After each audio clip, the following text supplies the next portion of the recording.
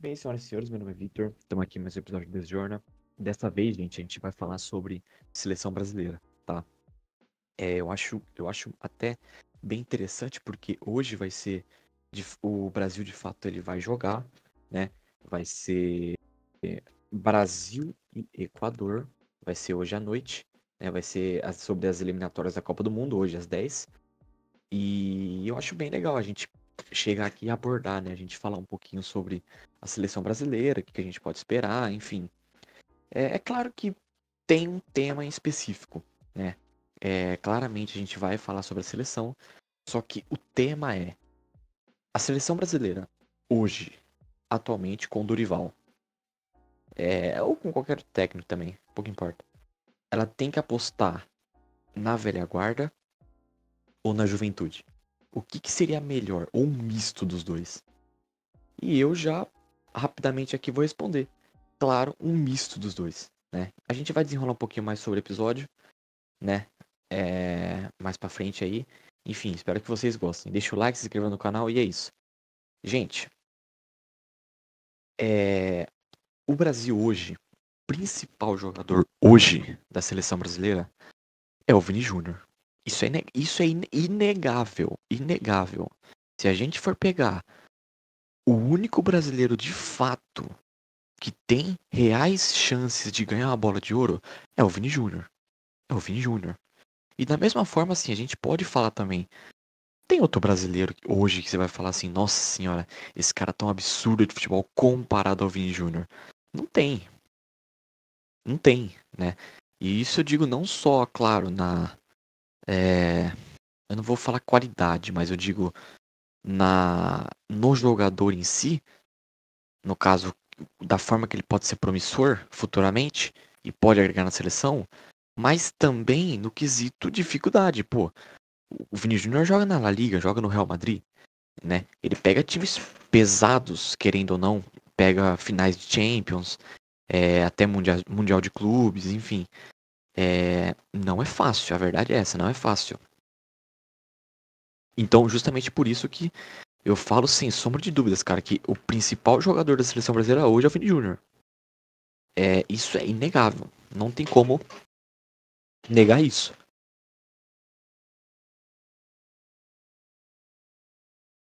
Mas assim, se a gente for parar pra pegar, é, a gente tem de fato outros jogadores jovens que real ajudam. Então, por exemplo, o caso do Rodrigo, a gente tem o caso do Endrick aí que tá chegando agora pra ajudar também, né? Ser ali a principal esperança de centroavante do Brasil, que também tem muita qualidade. A gente tem até o próprio Rafinha, o Rafinha não é velho, a gente tem o Rafinha, né? Há pouco tempo atrás a gente tinha o Antony, né? Que faz um certo tempo que não tem tanta relevância, mas ainda assim é considerado um jogador. Essa, essa é a realidade. Mas assim, é algo bem interessante a gente citar. O Brasil ele tem muito jogador jovem. Assim, como opção, muito jogador jovem. Você tem goleiros jovens, né? Você tem zagueiros agora jovens, inclusive revelações do Palmeiras, do Corinthians, enfim, que rodam aí o mundo. E até do Santos, querendo ou não. Laterais. E quando eu falo jovens, eu digo jovens não só no quesito idade, mas também no quesito de experiência de futebol. Experiência de futebol, né? Tem muito jogador hoje que joga na seleção que nunca jogou, sei lá, não tem 10 jogos na seleção brasileira.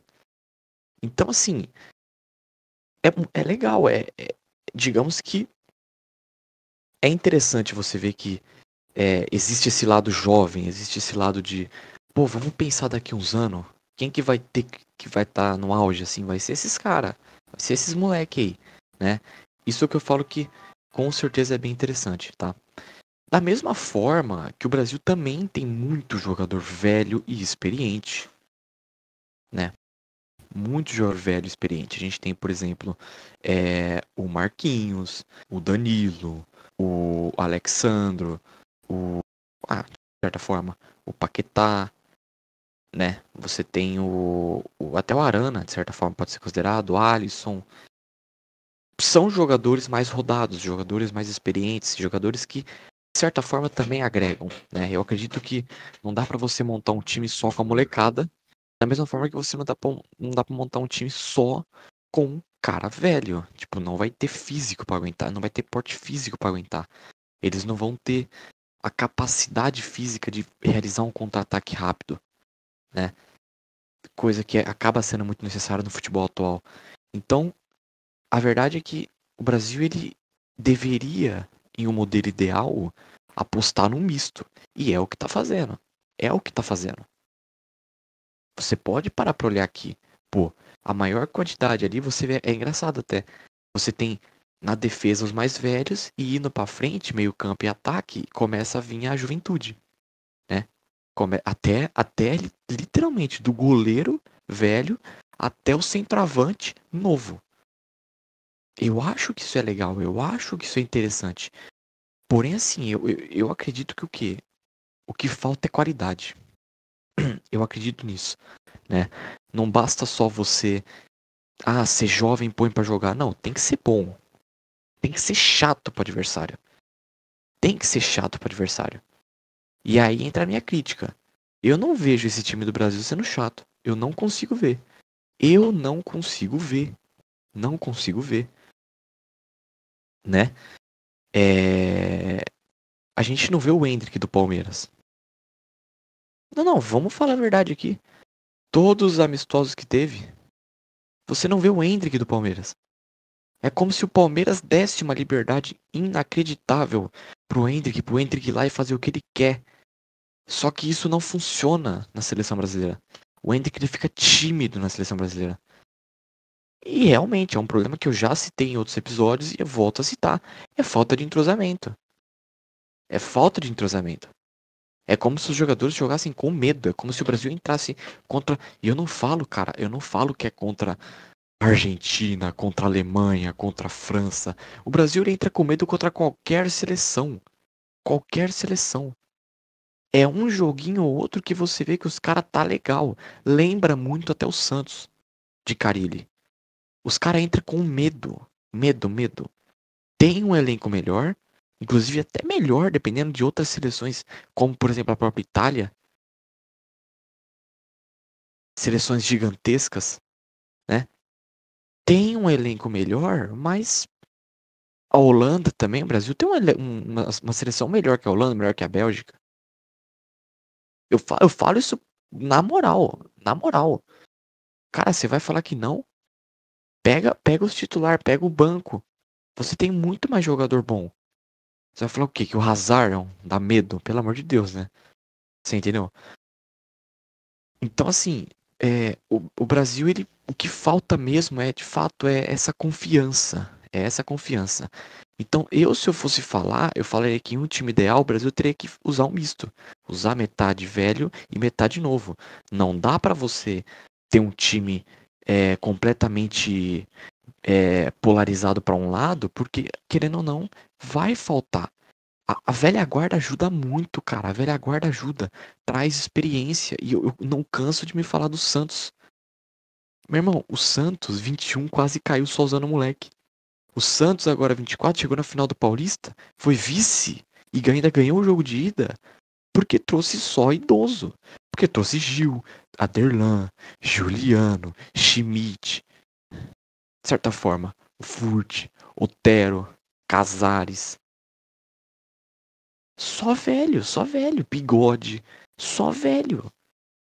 E aí? Rendeu, rendeu, chegou na final, tá mal agora, mas já chegou na final. O Brasil ele precisa disso.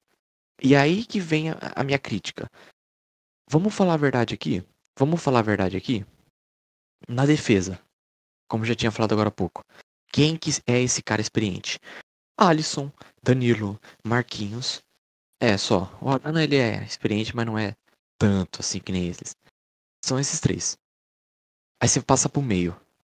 André, Bruno Guimarães, Paquetá. Nenhum é. Aí você passa pro ataque. Luiz Henrique, Rodrigo e Vini Júnior. Nenhum é.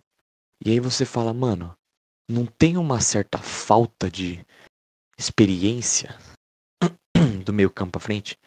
Não existe uma certa limitação, e eu digo limitação técnica não no prático do fazer, mas sim do pensar, do coordenar jogadas. O Paquetá não serve pra isso, cara. Você me desculpa, o Paquetá não dá, mano. O Paquetá na seleção continua sendo um crime. Crime. É ruim, cara. É ruim. Para de defender. Não tem como defender o Paquetá. Não tem. Você pode falar, mas é o melhor meia que a seleção brasileira.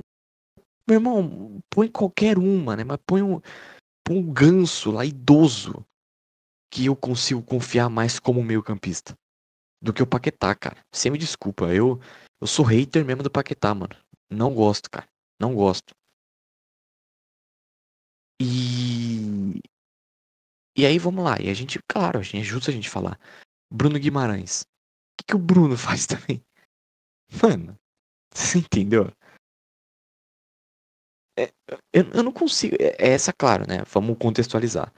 É o time esboçado pelo Dorival, tá? Hoje o Brasil vai jogar e foi esboçado um time que seria Alisson, Danilo, Marquinhos, Gabriel Magalhães e Arana, André, André, Bruno Guimarães e Paquetá, Luiz Henrique, olha só, Rodrigo e Vini Júnior. Aí eu perguntei aqui, cara, como que eu posso chegar em você? Como que eu posso chegar em você e, e falar puta tranquilo? Cara, não tem como. Essa é a verdade. Não tem como. Quando você olha isso, você olha todo o potencial que o Brasil sempre teve, todos os meio-campistas importantes que o Brasil já teve, e você vê o meio-campo hoje com Paquetá, Bruno Guimarães e André, dá uma certa tristeza. Dá uma certa tristeza, porque o André eu acho que é o que mais se salva. O André é o que mais se salva, ele jogou bem pouco, né? Agora, Bruno Guimarães e Paquetá, mano, pelo amor de Deus, cara. É triste, realmente você fala, mano, o Brasil tá indo pra onde? Pra onde? Cadê aquele ponta de lança que eu sempre cito todo episódio? Cadê um ponta de lança que o Brasil ele precisa muito e não tem? Não existe. Não existe. Eu lembro até aquele episódio que a gente gravou, como que era? O grande último meia que a seleção tinha foi o Lucas Lima. Foi alguma coisa nesse sentido. Cara, mas tá mentindo? Pelo menos assim, se você for parar pra pegar no quesito, não é querendo engrandecer o passado apenas, mas, cara, querendo ou não, o potencial, as jogadas, toda aquela criação, aquela vontade de jogo de um Lucas Lima, de um Ganso, é anos-luz na frente de um Paquetá. É anos-luz. Você não tem noção. Você não tem noção. Sabe?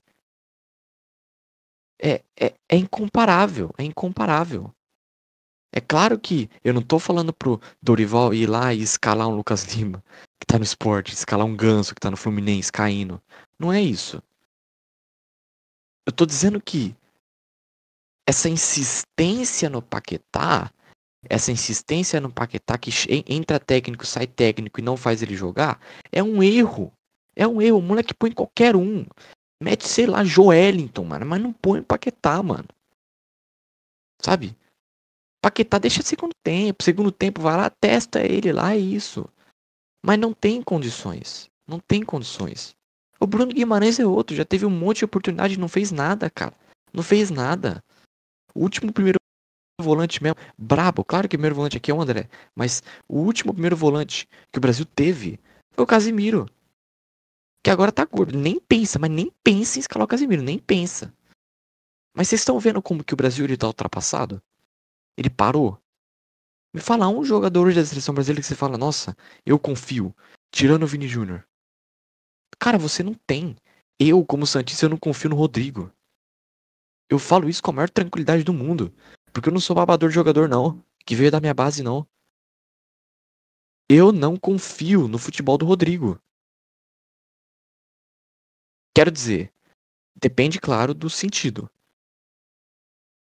Eu acho que dá sim pra você esquematizar um jogo, um elenco, em que o Rodrigo, um elenco bom da seleção brasileira, em que o Rodrigo é titular. Realmente. Realmente. Só que assim, desde que você não dependa dele. Esse é o sentido que eu quero que você entenda. Vamos supor que o Santos hoje ele monta um timaço, só com estrela, estrela europeia. E aí, na ponta direita, ao invés de contratar, sei lá, um, um, um Messi, o Santos vai lá e põe o Ângelo, põe o Patati. Eu não vou, por mim, pouco me importa. O Patati tá lá, o Ângelo tá lá. Pô, é um moleque que ele pode evoluir, com certeza tem capacidade de evoluir. Pô, muito que bem, deixa ele lá. O resto do time não é uma andorinha não faz verão. Não é, é o Ângelo, não, eu quero dizer assim, não é o Ângelo mal que o time não vai jogar. E outra, é um moleque, pode render dinheiro ainda. Então eu super apoio. O Rodrigo, eu vejo o Rodrigo com essa mesma ideia. Nossa, mas você vê o Rodrigo com o mesmo pique de Ângelo, Patati. Cara, na minha concepção, o Rodrigo ainda é novo. O Rodrigo ainda é jovem. O Rodrigo não é um Neymar. O Rodrigo não é um Neymar.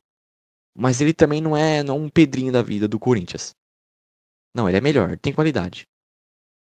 Mas ele não é um cara que eu posso confiar.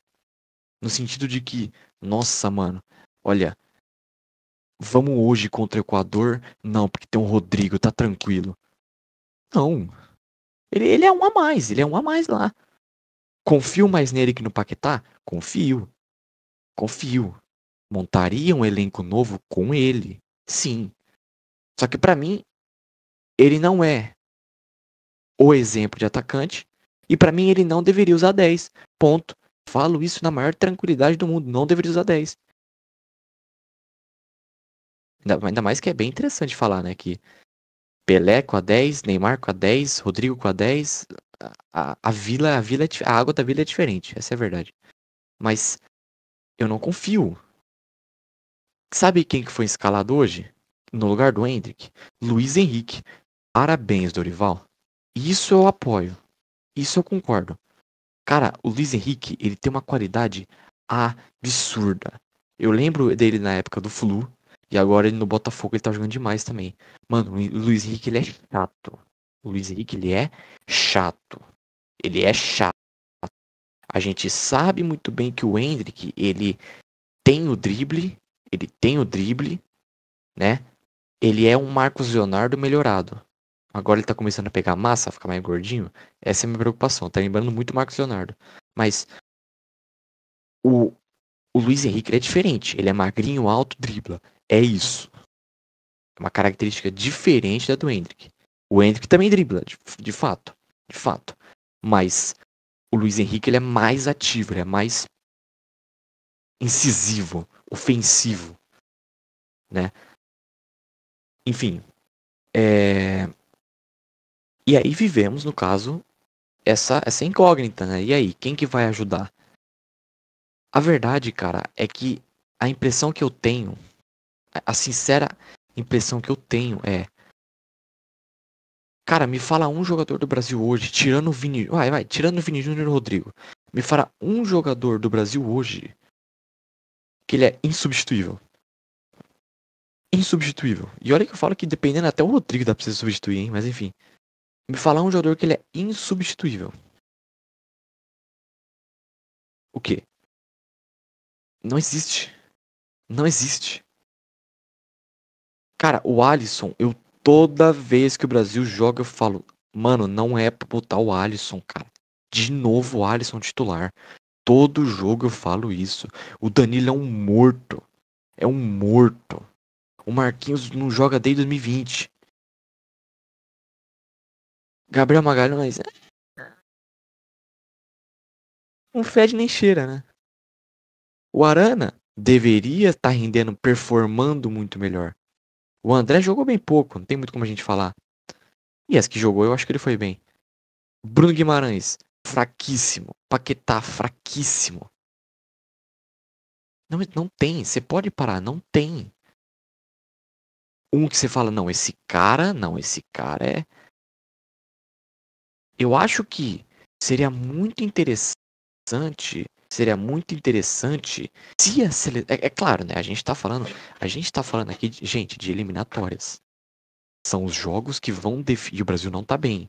São os jogos que vão definir se o Brasil ele vai pra Copa do Mundo ou não. É muito importante. É muito importante, tá? Tem que ganhar. É obrigação ganhar. A questão que fica é. A questão que fica é. Por que que nos amistosos não testou mais jogador? Por quê? Eu não consigo entender isso, não. Eu realmente não consigo entender. Aí, legal. Uma coisa que a gente precisa falar, já falando de CBF, seleção, Lucas Moura foi pra seleção, voltou depois de tantos anos, voltou. E eu aplaudo. É isso aí. É isso aí. Cara, o Lucas Moura, ele tem uma qualidade absurda. Absurda. Ele pode agregar muito para a seleção brasileira. E eu sou o mesmo cara que, na minha concepção, acha que o Lucas Moura tem lugar na seleção. Eu também acho que o Pedro tem.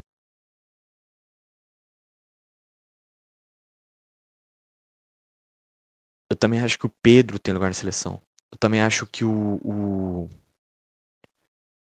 Bruno Henrique tem lugar na seleção. Gabigol não, Gabigol é esculacho. Mas eu acho que o Brasil ele tem muito potencial, tem muito jogador, cara, aqui. Porque vamos falar a verdade aqui. Vamos falar a verdade aqui. Gente, gente, uma seleção é você reunir os melhores jogadores que representam o seu país. Uma seleção é isso. Vocês têm que entender que uma seleção é isso. Uma seleção não é você pegar os dito cuchos que falam que são melhores só porque jogam na Europa. Não é. Olha só. Alisson, Europa. Danilo, Europa. Marquinhos, Europa. É... Gabriel Magalhães, eu nem sei se ele joga, mas ele deve jogar na Europa. Arana, aí sim, ele joga aqui. O André ele tá no Flu? O André saiu, né? O André ele tá no Wolverhampton, né? Não, no Wolves, né? Ele tá no Wolves.